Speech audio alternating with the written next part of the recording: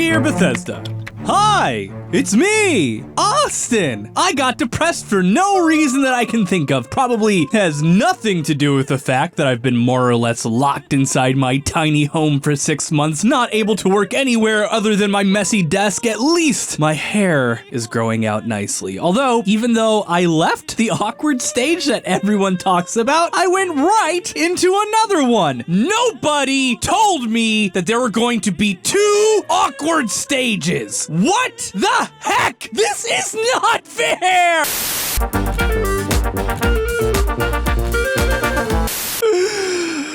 Anyway, where was I? Oh, right, my Zoloft not working too good. So, I took a break from my worries and played some Fallout. Actually, quite a bit of Fallout. I lost track of time. What year is it? Oh, still 2020. Okay, so I didn't actually lose track of that much time. Anyway, the video, the episode. I'm here, focused. Come on, Zoloft fumes. Get me to that finish line, okay?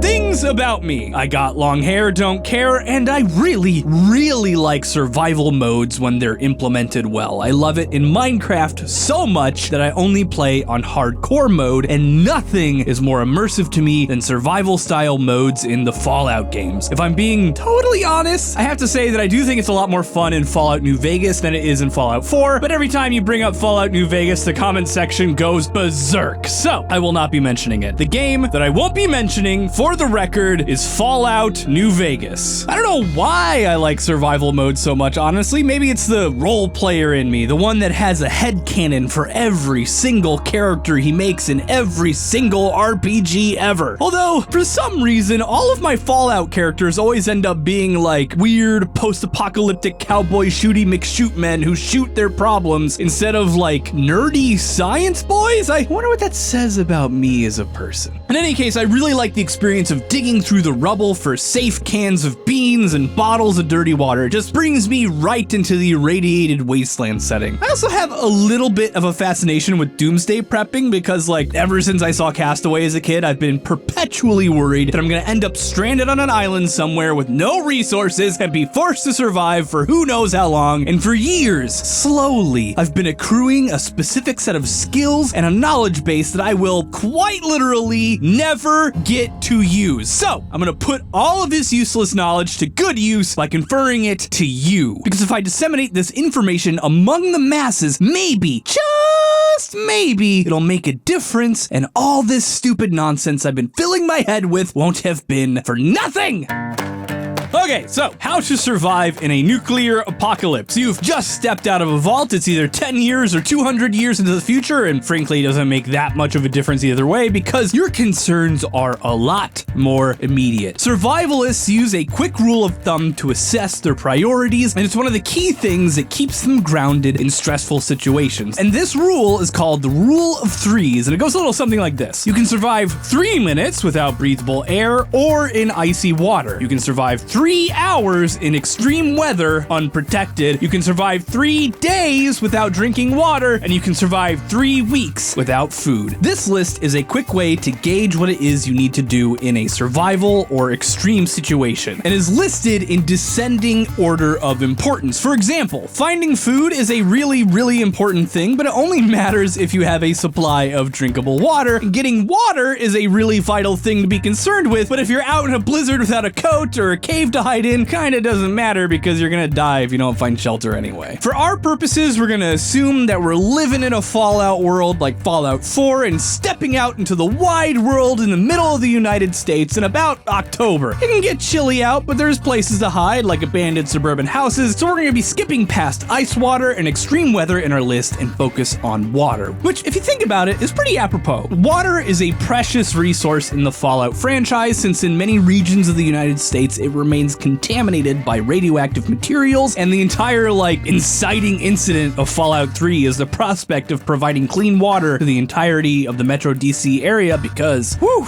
that place really needs it. It is in rough shape. The human body needs access to bare minimum 2 liters of water per day in order to stay fully functional. This is an estimate, and you'll probably need more if you're out there manually hunting and gathering, and you might be thinking, great, water! There's water all over the United States, especially Boston. There's water there, there's water there, there's water there. I'm just gonna scoop some up and don't do that, you idiot! I forgot to mention the most important thing. You are going to die someday. Yes, you right now watching this video, you are mortal and you are going to die. It's not like super important that you process all the implications of that, but it is important that you keep in mind right now with all of our medical advances, antibiotics, antivirals, hand washing, IV drips, shock paddles, everything, you are still going to die. What's gonna kill you? Disease. That's right, disease, the #1 killer of human beings since literally forever. And since in a post-apocalyptic and or any other survivalist setting, doctors and hospitals are, to put it mildly, lacking, the main name of the game is risk reduction. And drinking water straight out of the earth, even if you ignore all the radioactive waste floating in it, is taking a big risk. Fresh water is full of millions of microorganisms per cubic centimeter, most of which are actually harmless, but several that can be downright fatal under the right circumstances. Like, yeah, maybe if you're feeling squirrely in 2020, you can go out into Lake Michigan and take a big old scoop of water right into your mouth. I wouldn't recommend it, but you could do it, and you'd probably be fine. And if you weren't, you could go to the hospital. And heck, you may not even have to go to the hospital. Maybe you'll just be sick for a few days and then recover on your own. And in the modern era where you don't really have to do much work to survive, where you've got tap water from the faucet and refrigeration keeping your frozen burritos edible, a case of dysentery or diarrhea or fatigue from your body fighting off an infection it definitely sucks, but it's manageable. But when your very survival depends upon your ability to get off the ground, find food, find water, the tiniest hiccup in your productivity could be the thing that snowballs out of control. You're too tired to get enough calories, which makes you too tired to get more calories tomorrow, which makes you too tired to get more the next day, and all of a sudden, boom, you are dead. This is the problem you want to avoid at all costs, because the stakes associated with failure in a survivalist setting are dramatically higher than they are in your normal 2020 life. Dysentery? Dead. Bit by a raccoon? Rabies. You're dead. Stepped on a nail? Tetanus, son. You're dead, deadity, dead. The whole world wants to kill you, and you are like a soft little baby. So, water. Potable water. It is a real challenge in a resource-poor environment. There are some things you can do if you can find a waterproof and fireproof container, though, like a pot or a pan, which is you can boil your water over a fire, which,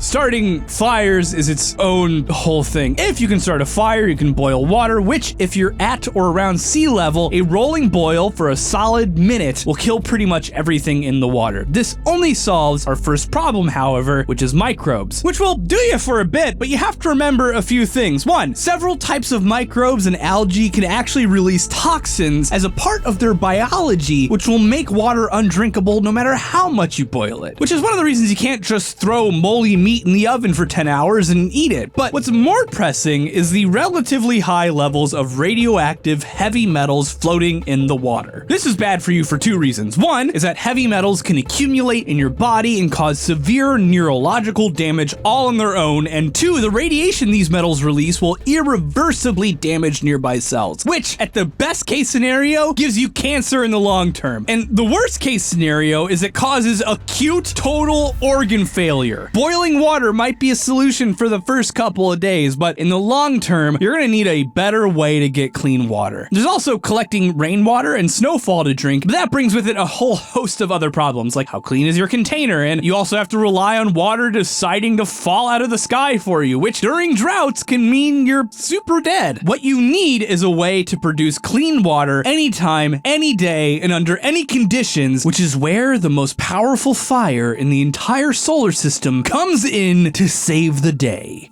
the sun. The sun is a practically inexhaustible source of energy, and even without high technology solar panels, we can still harvest it for our purposes by creating something called a solar still, which works by taking the raw power of the sun and using it to evaporate water. And they are really, really easy to build. All you have to do is get 2 bottles. Plastic, glass, doesn't really matter, and you put your dirty, nasty water in one bottle, connect it to the other one, and then you just angle them slightly and you're done. And here's here's basically how it works. The energy from the sun blasts the surface of the water, heating it up and increasing its rate of evaporation. The water vapor then rises into the second empty bottle and condenses to form water droplets. You can actually make this more efficient by putting something dark underneath the dirty water side and covering the clean water side so that it stays relatively cooler. And you might be asking, but Austin, won't radioactive materials and bacteria and stuff be lifted up with the water vapor and make it into your clean supply? And the answer to that question is absolutely, positively not. While we like to think of viruses, bacteria, and dust as very small and light, when you're looking at them on a microscopic scale, they're not even remotely comparable. Bacteria are orders of magnitude smaller than dust particles and are orders of magnitude larger than viruses, and all of them are orders of magnitude larger than water vapor. And it's really easy to see why when you just think about it for a few minutes. A virus, even a really tiny one, is made up of multiple chemicals strung together in a chain. Water vapor, though, is just like 2 hydrogen atoms and an oxygen atom floating in the air. On these scales, it's like saying that a freaking,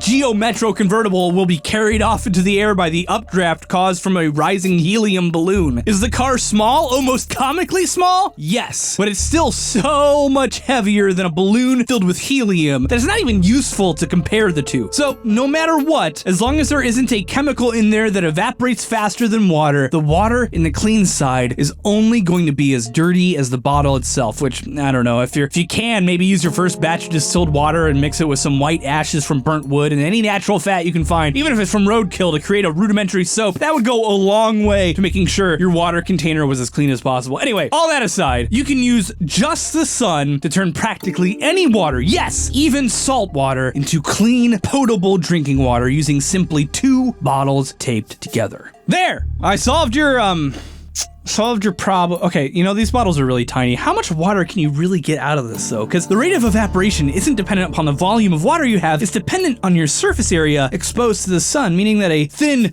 chonky bottle that's gonna be, really inefficient at absorbing sunlight, right? Let's just use some math to figure it out real quick. Measuring a Nuka-Cola bottle in-game to get a cross-sectional area, we get an area exposed to the sun of about 31 square centimeters, with a potential evapotranspiration rate of 3.4544 centimeters per month in Boston during October on average. That gives us, in a 31-day month, an average of 1.11 millimeters of evaporation on exposed surfaces per day, which, given our low surface area of only 31 square centimeters, means that a Nuka-Cola bottle will provide, well, that can't be right, only 0.0035 milliliters per day of drinkable water? That means you need, over 2 million bottles of Nuka-Cola working every single day to harvest the water you need? Well, that's garbage. Okay, so what if we use an actual sun still and just assume the best case scenario going on? Actual sun stills built efficiently can produce approximately 2.5 liters per square meter of surface area with an exposed area of 0.0031 meters. That means that our bottles, under ideal conditions, would produce 8 milliliters of water per day. That's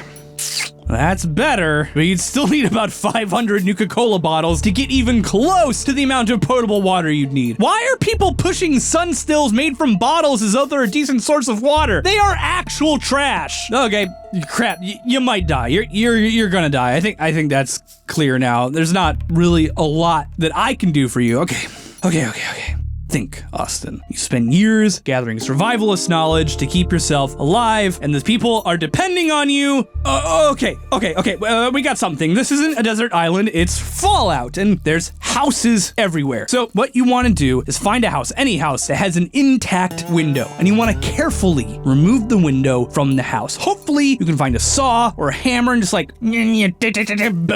the frame out. Then you want to, if you can, build a box and use the window as a lid, but put a bit of a slope on it too while you're at it. You want to make this box as watertight as possible because you're gonna need to fill it with terrible water. But the great thing is that if you do it right, this really wide surface area is gonna be a lot more efficient at gathering heat from the sun, and your liters per hour of harvestable water is going to increase dramatically. About 1 window per person who needs water will do you just about, and you slope it so that when the water vapor hits the surface of the window and condenses, it will run down. hopefully to a bucket or something you have. You did remember to find a bucket, right? You're gonna need something to collect the water. This will do you for a time, but what you really want to do is make your own fire-powered still out of clay, because that is A, cleaner as long as you do it right, and B, will work no matter what resources you have around you, because in order to make clay, all you need to do is... What's that? We're out of time? Well, I was just about to tell them how to make their own kiln for firing clay.